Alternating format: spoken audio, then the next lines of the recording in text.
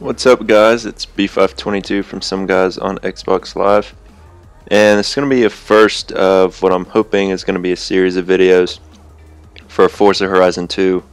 I want to give you guys, some tuning tips and tuning guides for a few cars that I found work really well and I really enjoy driving. But the first one we're going to do is a V8 Drift S2000. So we can go ahead and start. I can show you guys a good drift tune that worked for me. I really enjoy it. So what you first want to do after you buy the car, obviously, is go over to the conversions, and like I said, we're going to swap the V8 into it. The stock 2.2 liter 4-cylinder is not exactly known for its low-end torque, so that's something I like to have my drift cars. So we're going to swap the 6.2 liter V8 into it. We're going to leave the drivetrain swap, we're going to leave that stock because we want rear wheel drive for drifting, obviously. And for the aspiration conversion, we're going to put the positive displacement supercharger on. So after we've done that, you can go over to engine mods, and there actually aren't too many that you need to do. So the intake stays stock, fuel system is stock, ignition is stock. We're going to put race exhaust on. Exhaust is good for two things. So we're adding the power, obviously. It's about 19 horsepower, which actually isn't too much. But we're reducing the weight by 100 pounds, which is a pretty big difference. I'm going to put race cams and valves on. The V8 is not revving high is not exactly its strong point. So I'm going to put some race cams and valves on to increase the rev range a little bit. I'm going to leave valve stock, stock displacement, stock pistons and compression, the street supercharger, stock intercooler, and stock flywheel. So now we're going to move on to platform and handling. You're going to want race brakes, race springs and dampers, race front anti-roll bars, race rear anti-roll bars. Put just the sport chassis reinforcement and roll cage. I found that worked for me. The stats don't increase much by moving up to the race one, and you add weight and add more weight over the front wheels, so I didn't think it was necessary. And then race weight reduction.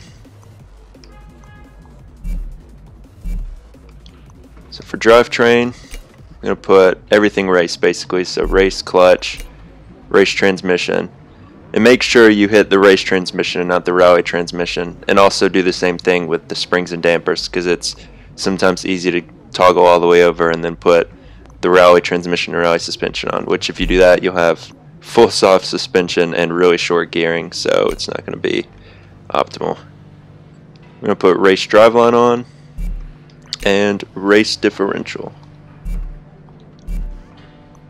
Now for tires and wheels, put sport tire compound on. Gonna put 235s on the front for the front tire width, so it's all the way up. Then max rear tire width 295s.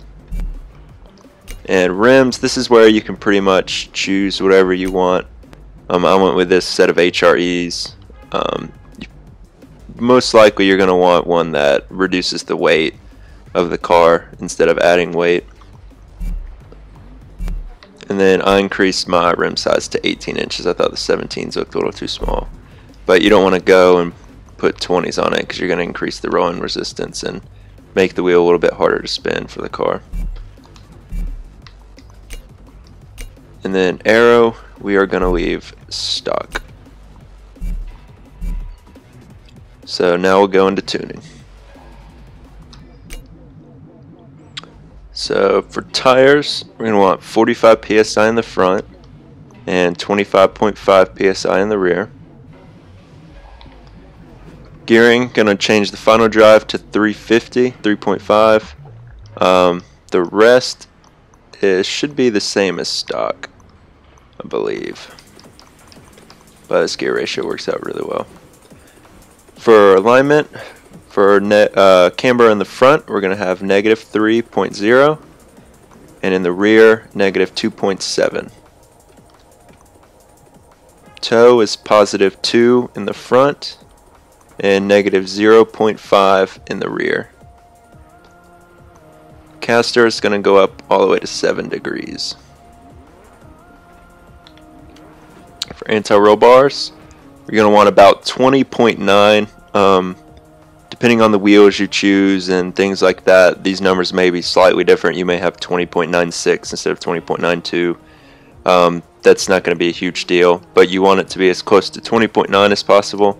And for the rear, 20.1. You want as close to that as possible.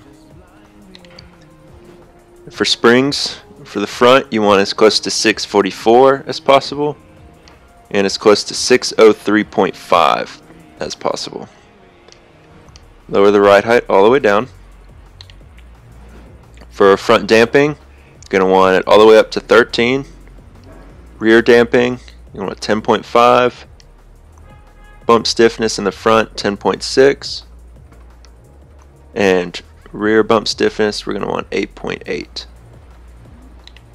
We left aero stock so we don't have to mess with that.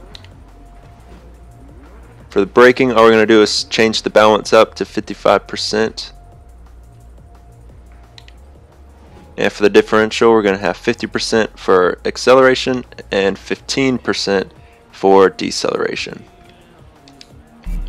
So that's the setup, and now we can go test drive the car. So the reason I chose to do an S2000 as a drift car is I really like the handling of them. They're very responsive, very quick, very direct. But like I said earlier in the videos, the engine doesn't have much torque at all, which at least for drifting isn't the best characteristic. So that's why swapping a V8 in this thing makes a huge difference. It makes a real good balance, I think. A little rough there, but the car overall, it's pretty easy to drift. It's got a lot of grip, especially at the front end. You can correct the car pretty easily if you start getting a little too much angle. Oh my god, thought I was about to hit that car there. But yeah, I mean, it gets angle, it holds angle really well. It's perfect power range, right in the mid to high 500s. I see a lot of people throwing 700, 800 horsepower on their drift car. You really don't need that much power.